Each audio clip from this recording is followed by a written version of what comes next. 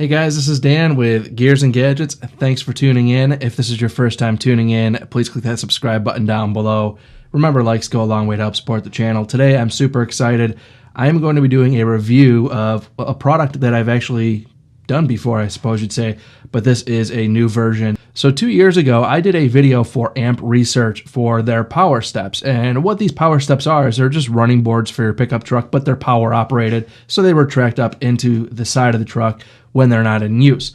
And that video has 368,000 views as of filming of this video today, and it's done really well. So I actually reached out to AMP because I saw that they came out with a new product. It's called the PowerStep Xtreme. And what this is just basically a beefier version of the same PowerSteps that I've done before. But I did want to put them on the channel here because I do know that people will be researching these and trying to compare the two and see which ones are right for them. So I'm just going to go ahead and go right through the unboxing of these. But before I do that, if you have not seen the first video, I'll link that up above and you can check that out if you want to compare the two and see which ones might be best for you. I'm also going to link down below for these PowerSteps as well. But remember, the link that I'm providing is for the 2014 to 2018 GMC Sierra and Chevy Silverado. So if you have another vehicle, you're going to have to go ahead and go through the search of those part numbers because, well, there's just too many of them for me to list. So let's just go ahead and jump right into the unboxing. So right away, I'll just set these three boxes off to the side and we'll jump right into the actual running boards themselves because, well, that's really what you're looking forward to, is really seeing what these things are all about. So they're wrapped up real nice. They're protected real nice. I'll just pull them out here and just kind of show you really the tread pattern, I guess you'd say, on these. What they are is an aluminum extrusion. They're powder coated. They're incredibly durable. Now, I did run the old ones, which were basically the same idea as far as aluminum and powder coating, and they held up really well. I had no problems with them whatsoever. So I do expect these to really perform quite the same. And for anybody out there who would critique, because I do know there will always be comments down below of people that, you know, these won't last in the winter and all kinds of things. I've received all the comments down below, and I can say that, yes, if you watch my videos now, you'll see I'm in Phoenix, Arizona, but I come from Buffalo, New York, and the original boards I had spent plenty of time getting hounded with salt and snow and ice and, you know, ran through car washes quite frequently, and they held up incredibly well. So I totally expect these to do just as good as the previous version. Now, what they've done with these PowerStep Xtreme running boards is they've actually put a motor on all four linkages. The previous version that I had reviewed, what they were was they actually had one motor on each side of the truck, and then the other linkage was really just essentially just a floater. So you only had one motor driving each side. Now, when you start pulling these linkages out of the box, the first thing you really notice is just how substantial these things really are. I mean, they're just beefy, I guess is the right word to explain them. They operate real smooth. They actually have a little rubber, I guess you'd call it like bump stop on them, so that when they come down to a full retraction and you step on them, there's a little rubber cushion there. So it's just, they're very, very well thought out and engineered. A really great way to approach running boards, which for decades were basically the same thing of just a tube that was bolted on the side of the truck or to the frame, and you know, that was it. So this is a really innovative approach to running boards. So now that we have the first two boxes out of the way, which is just basically, all this is just your linkages, you get into the third box, and what this is your wire harness, your instructions.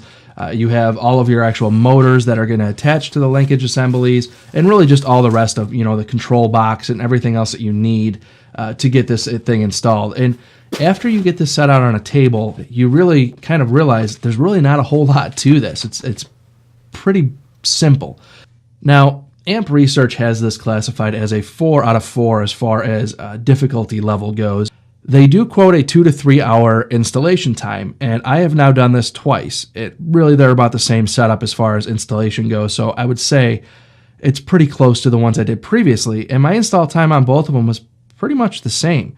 The only thing I did different this go around is I did not cut them down. If you read the instructions and you have an extended cab, not a crew cab, they give you a measurement to cut the running boards down, and the last time I installed them, I just followed instructions, and I didn't really, I guess, do a whole lot of thinking about the instructions that I was following, and it worked fine. I was able to cut them, but this time I decided I wanted to leave them long and put that length towards the rear a little bit, just because it gives you an extra little step, a few inches, just to get into the bed of the truck. So I just prefer to leave that extra, what it is just 7 inches basically. I just put it to the back side of the truck, and I use that now for just stepping up to grab something out of the back of the truck. So I'll just go through now and walk you right through the installation. It's super easy, and I know if you're coming to this video, that's one of the things you're probably looking for is, how complicated is this thing to install? And again, it's really not all that complicated. The first thing you want to do is take all your linkages and all your motors, marry them together, torque them down. Again, you want to follow torque spec on all of these. Now, the first thing you want to do with these extended cabs is they actually have a little rod that you have to put in that extends the parking brake up. It just pushes the cable up a little bit and gets it out of the way.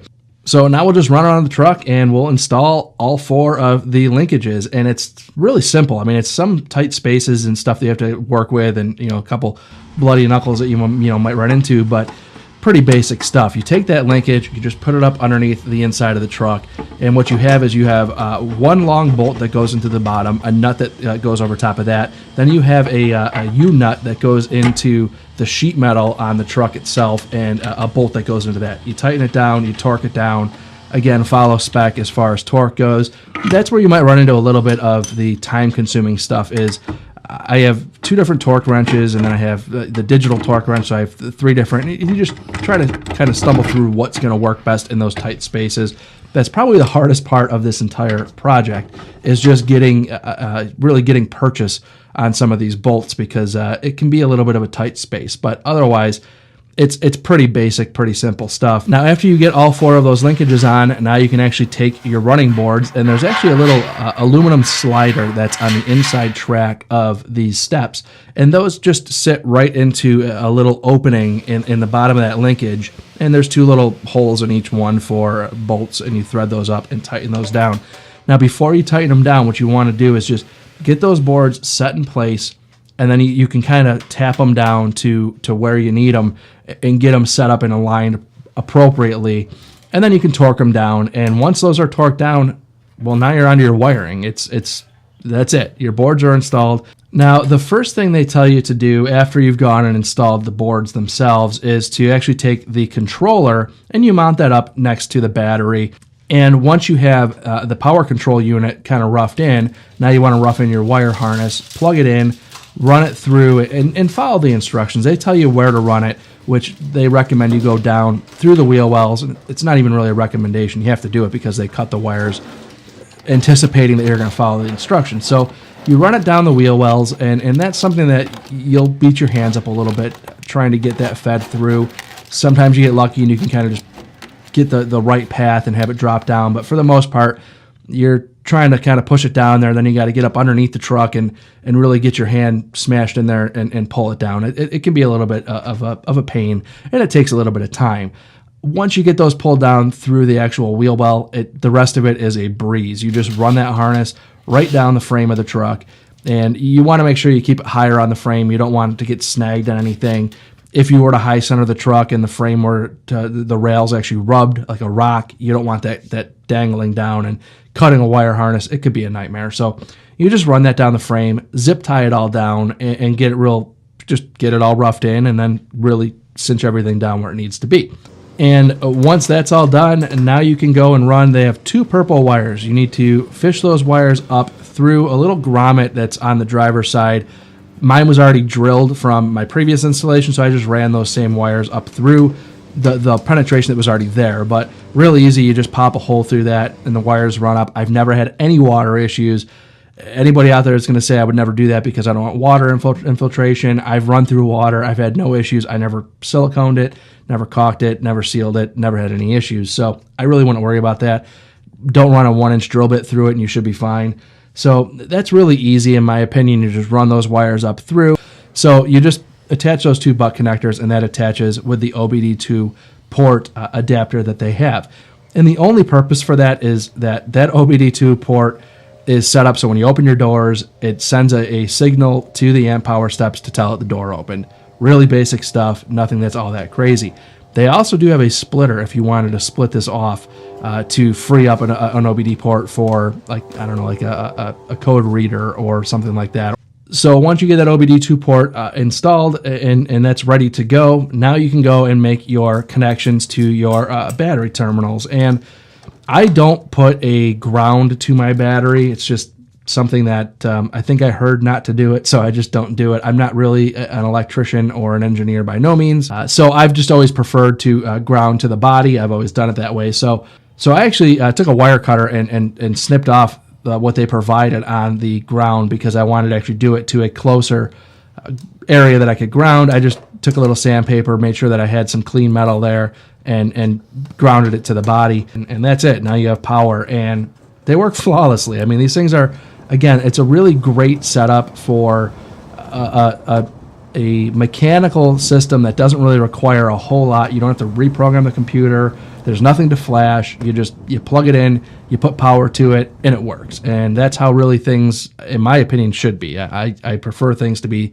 simple. So in my opinion, these PowerSteps are really a great option. And that's another thing I wanted to address. In my previous video, I've had quite a few, I guess you'd call them, I don't know what you'd really call them without being offensive, but people that basically say that if you own a truck and you need steps to get into it, you shouldn't own a truck, or weird things along those lines. And what I have to say to comments like that is if you don't understand why something like this exists or why people would spend that much money on something like this. For me, I have a 2, almost 3-year-old daughter, and prior to having these steps, she's unable to get in the truck. If we didn't have them, she couldn't get in on her own or out on her own. And it really actually becomes more of a safety thing. For me to be able to allow, my daughter and as she's turning 3 and then 5 and 10, even at 10 years old, it's still, modern trucks are way higher than older trucks ever used to be.